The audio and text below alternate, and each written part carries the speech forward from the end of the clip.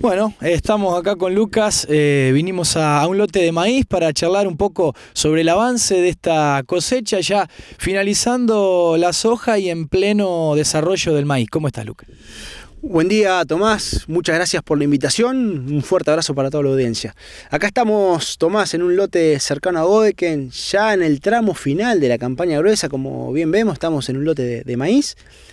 Estamos terminando una campaña que nos deja varios comentarios para hacer. Si vamos a la soja, arrancamos la campaña de manera complicada, con una primavera bastante seca, después de un invierno muy seco, como pocos años en historia ha ocurrido en esta zona. Arrancamos allá por septiembre con el maíz.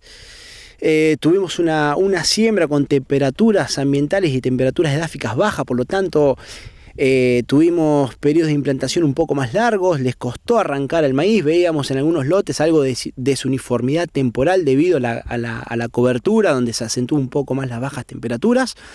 Después pasamos una primavera seca, como hace unos segundos decía, empezamos a sembrar la soja con los mismos problemas y quizás con algún problema más agravado respecto al manejo de malezas, ya que la incorporación de los preemergentes no fue satisfactoria, por lo tanto se tuvieron que hacer varias aplicaciones rescate, como bien mencionaba la semana pasada Leandro. Tuvimos un año complicado para el manejo de malezas, pero bueno, en términos generales nos llegaron las lluvias hacia finales de diciembre, principio de enero. Para lo que fue o lo que es el maíz, cayó justo en el periodo crítico. Recordamos que el periodo crítico para el maíz son 15 días pre-floración, 20 días post-floración.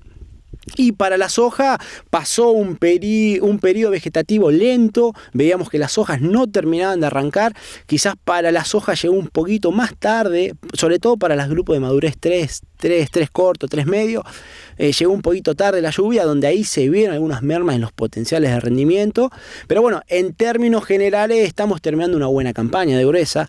Respecto a las hojas, si hacemos algunos promedios zonales, si bien me falta analizar varios números, yo creo que vamos a estar un 10% por debajo de la campaña 19-20, pero si vamos a los términos económicos, hoy el precio Chicago llegó a 587, por lo tanto estamos con ecuaciones económicas netamente positivas.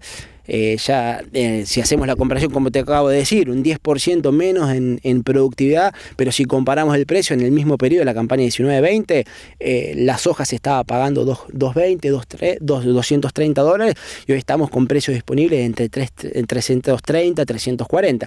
Si vamos al maíz, ya la parte productiva, estamos terminando una campaña muy favorable para lo que son los rendimientos de maíz. Estamos terminando con promedios zonales por encima de la campaña anterior, y si vamos a los precios también. En la campaña pasada, en el mismo periodo, se estaba pagando entre 115 y 120 dólares la tonelada, y si vamos a los precios disponibles de hoy, se está pagando 225 dólares. 245 cerró el precio ayer. Ayer fue 5 de mayo, perdón.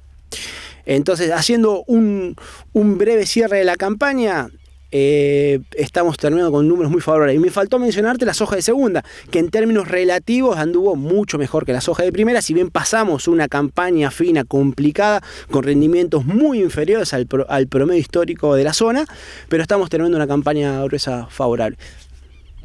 Lucas, vos lo mencionabas un poco en el análisis que hacías, y estando aquí en un lote de maíz, volver a tocarte el tema de maíz, muy favorables los números, las condiciones, y yo creo que el tema de complicaciones no han sido muy relevantes, ¿no? No, la única complicación, como te mencionaba hace unos minutos, Tomás, fue el periodo de implantación. Tuvimos temperaturas bajas al principio de la primavera, lo que le costó arrancar el maíz. Eso es la única contra que veo. Después tuvimos amplitud térmica favorable, y bueno, como te acabo de decir, las lluvias hacia finales de diciembre cayó justo en el periodo crítico de maíz. Y si tengo que nombrar 3 factores o 3 variables que hicieron al éxito, fue la interacción híbrido, densidad, fertilización. Yo creo que son 3 variables que el productor cada vez la está manejando mejor. Si bien sabemos que los híbridos comerciales de punta hoy, ya las compañías están recomendando elevar la densidad, pero no debemos descuidar la fertilización.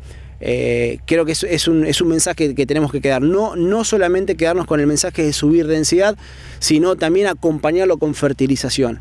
Y quizás el primer paso de eso sea mejorar la fertilización y después buscar densidades un poco más altas. Obviamente la mejor ecuación va a ser esa interacción densidad, esa combinación densidad-fertilización. Y algo que quiero hacer énfasis, la importancia en el análisis de suelo. No podemos pronosticar o planificar una fertilización sin saber dónde estamos parados. El retorno económico de esa inversión de análisis de suelo es sumamente favorable. Estamos hablando que un análisis de suelo nos cuesta 30, 40, 50 kilos de maíz, cuando nosotros estamos invirtiendo más de $150 en fertilización. Entonces, yo creo que es una práctica que no la podemos descuidar. No podemos fertilizar sin saber dónde estamos parados. Te hice el mensaje en el maíz, pero voy a lo mismo en trigo. Exactamente lo mismo en trigo. Justamente mencionás trigo, mencionaste a Leandro Pirela, la nota que hicimos la semana pasada, y te voy a decir algo similar a lo que le dije a él, porque en plena trabajo de cosecha hay que meterle tiempo también a la planificación del trigo, que ya se viene prontito, no solo los productores, sino también ustedes los ingenieros. Sí, la realidad es que al tener ese periodo seco, en promedio la soja de primera se arrancó 2 semanas más tarde que la campaña anterior.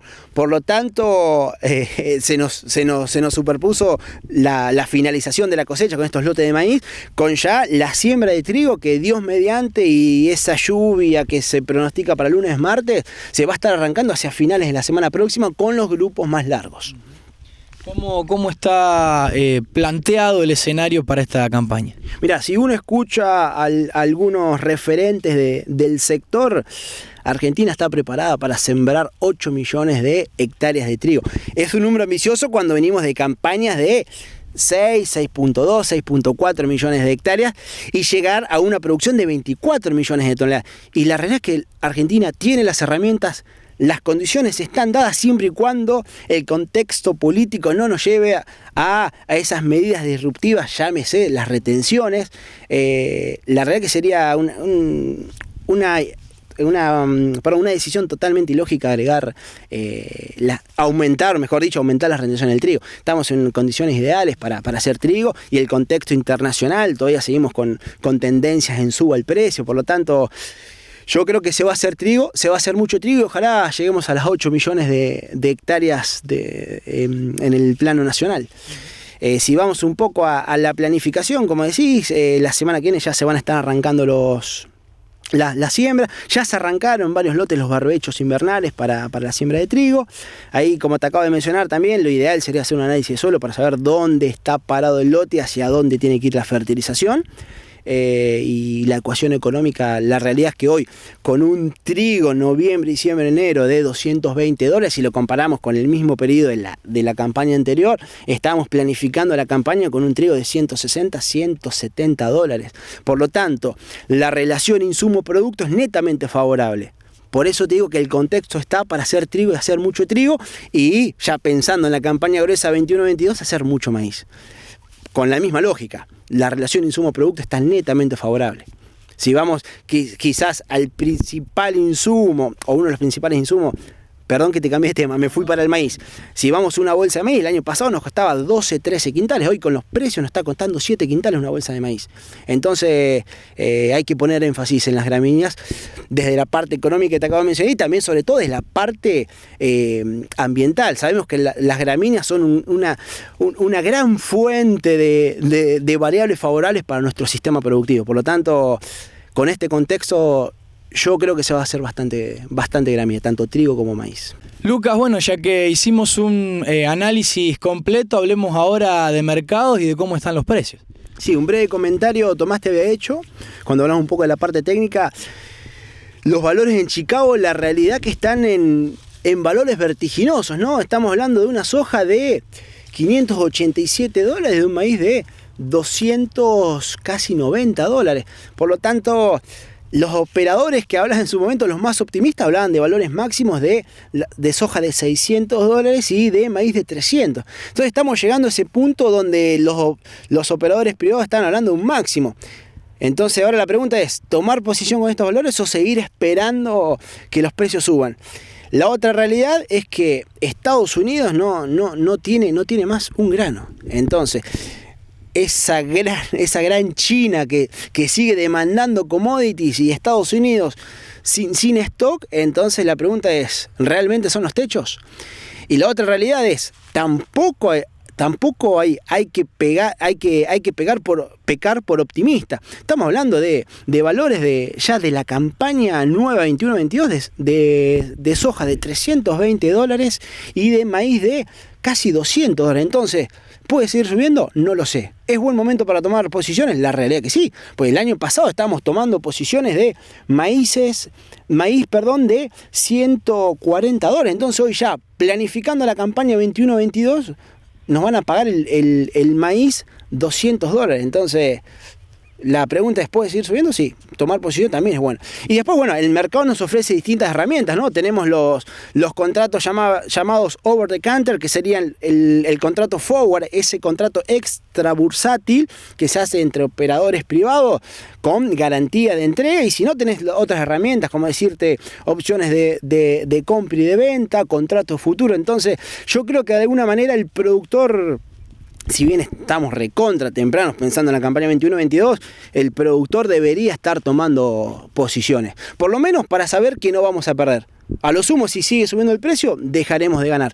Pero estamos en un contexto, en un contexto político que no sabemos si realmente se van a aplicar más retenciones, que ya el mercado lo está demostrando, sobre todo en lo que es soja. Fíjense que la soja en Chicago la semana pasada subió más de $10 y en Argentina no se movió la posición futura. Entonces, el mercado está demostrando esa suba quizás de 2-3 puntos porcentuales en las retenciones de soja.